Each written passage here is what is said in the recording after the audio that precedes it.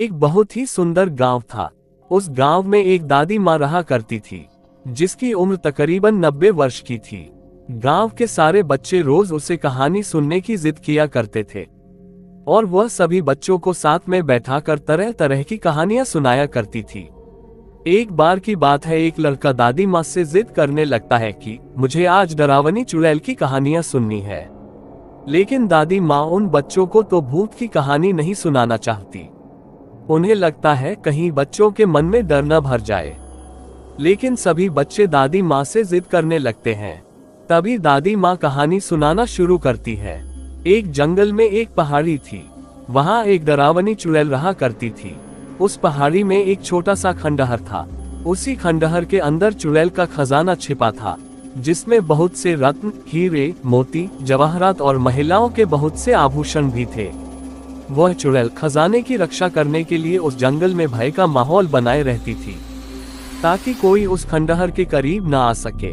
लेकिन एक दिन एक लकड़हारा लकड़ी काटने के लिए उस जंगल में प्रवेश कर गया और जलाव लकड़ी की तलाश में जंगल के मध्य भाग तक पहुंच गया, जहां उस चुड़ैल का खंडहर बना था। खंडहर के आसपास बहुत सी सूखी लकड़ियां पड़ी हुई थी। उसने सोचा कि इससे उत्तम जलाव लकड़ी तो कोई हो ही नहीं सकती, जो पूरी तरह सूखी हुई थी।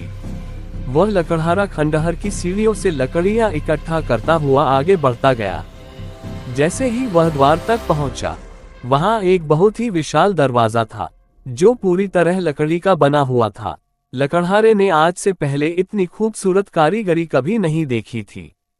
जैसे ही उसने उस दरवाजे को स्पर्श किया है, उसे अजीब सा एहसास हुआ। उसे ऐसा लगा मानो कोई उसे अंदर बुला रहा हो।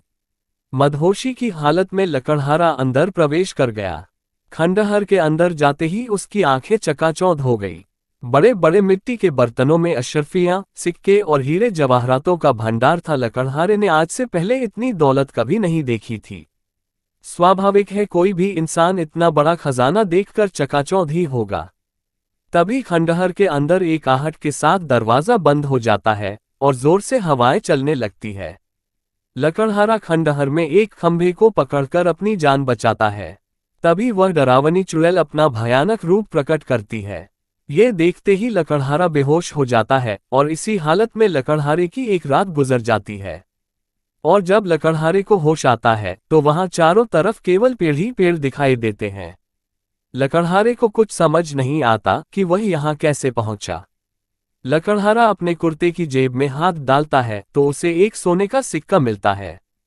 वह ये देखकर बहुत प्रसन्न हो जाता है। वह सोचता है उसकी जान बच गई और उसे इतना बड़ा सिक्का भी मिल गया, जिससे उसका खर्चा तो चल ही जाएगा। और वह उत्साहित होकर अपने गांव वापस बिना लकड़ियों के ही आ जाता है। घर में आकर सभी को ये बात बताता है, लेकिन उसके घर वाले कोई भी प्रतिक्रिया नहीं देते। उसे लगता है मैं इतनी जोर जोर से सबको अपनी बातें बता रहा हूं, लेकिन कोई मेरी बातें सुन क्यों नहीं पा रहा। तभी वह पास में ही पड़े पानी के बर्तन में मुंह धोने के लिए हाथ डालता है, लेकिन वह पानी की एक बूंद को भी स्पर्श नहीं कर सकता। उसे कुछ समझ नहीं आता कि वह अदृश्य हो गया है या उसकी मृत्यु हो चुकी है। और तभी दादी माँ सभी बच्चों को नींद से जगाती हैं। दरअसल कहानी सुनते सुनते सभी बच्चों को नींद आ चुकी थी, और जैसे ही सभी बच्चों की आंख खुलती है तो सभी बच्चों के हाथ में एक एक सोने के सिक्के होते हैं। और वह बच्चा जिसने दादी माँ से कहानी सुनने की जिद की थी, वह गायब हो चुका होता है। दादी माँ चारों तरफ उसकी तलाश करती है, लेकिन वह कहीं नहीं दिखाई देता। सभी बच्चे सोचते हैं आखिर वो गया कहाँ। वह बच्चा रहस्यमयी लड़का बनकर रह जाता है।